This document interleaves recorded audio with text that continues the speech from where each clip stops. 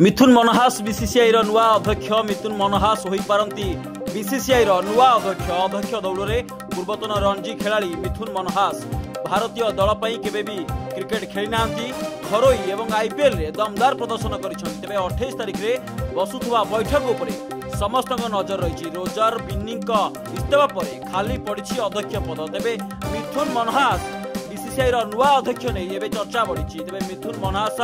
होई पारंती बीसीसीआई नुआ अध्यक्ष दौड़ में पूर्वतन रणजी खेलाड़ी मिथुन मनहास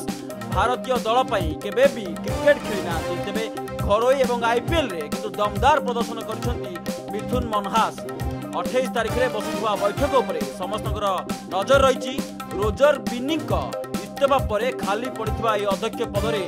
अध्यक्ष हो पारती मिथुन मनहास तेरे मिथुन मनहास बीसीसीआई नुआ अध्यक्ष हो पारती मिथुन मनहास को नहीं एबे जोर चर्चा धरी अध्यक्ष दौड़ में पूर्वतन रणजी खेलाड़ी मिथुन मनहास भारतीय दल पर केबे भी से क्रिकेट खेल नथिया बेले घरोई एवं आईपीएल रे देखाई दमदार प्रदर्शन तेरे रोजर बिन्नी इस्तीफा पर खाली पड़ता अध्यक्ष पदरे रही पारती मिथुन मनहास।